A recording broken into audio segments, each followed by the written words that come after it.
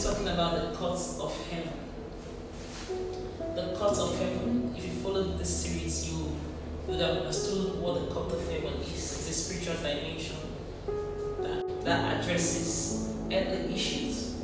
But the court of heaven is a place where we go and assess God for the sake of presenting our cases before Him. And for the sake of the court of heaven, it is not where you begin to bind and cast. It is a place where legal issues are sorted out. It's just like coming to the earthly court and presenting evidences, making arguments, and making your prayers.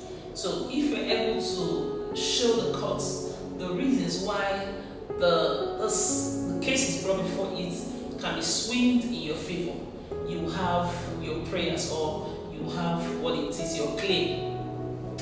So today we're talking about the books of the court of heaven, the books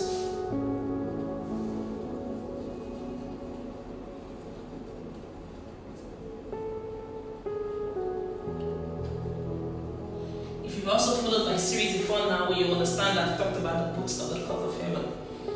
I'm saying that it is my view according to scriptures that you have to assess the court with books. Of course, lawyers go to the court, coming before. You can't just come to a court and say, court, this is my own and this is my own and all that, begin to make claims. You must come for the books of the court. The Bible says in the book of Daniel chapter 7, verse 10, that a fiery stream issued and came forth from before him. It said, 1,000 ministered unto him, 10,000 times 10,000 stood before him, and the court was seated, and the books were opened.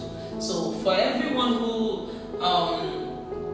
is desiring a judgment in his favor, the books of heaven must be opened. And what are these books? The books of the court of heaven are the books that addresses destinies.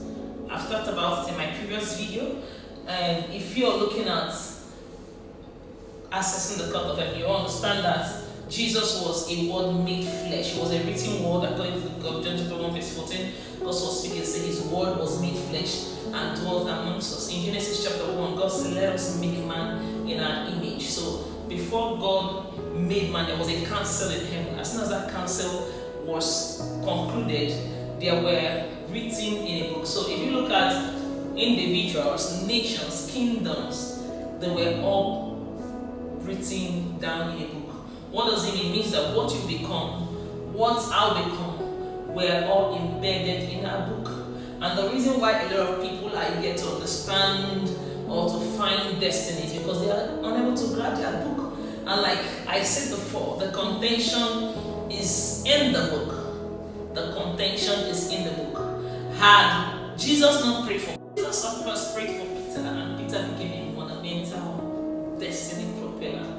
And so, for everyone who wants to come before the court of heaven to seek for one thing or the other, one remedy or the other, one claim or the other, you must come with the book of heaven, the books to access the court of heaven. So, we'll be looking at prayers to make. If you haven't gotten this message, well, I will plead that you go back to my previous videos and get this message. I can't go back to it.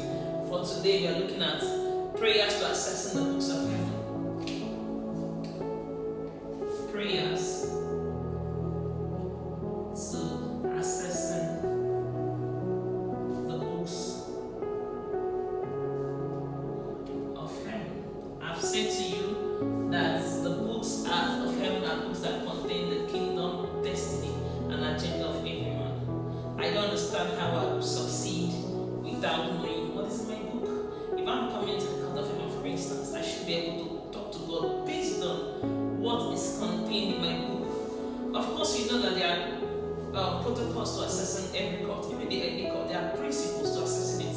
So if you are coming to the court of heaven for the sake of binding and casting, no, that is not the format, that is not the procedure. The procedure is telling God what is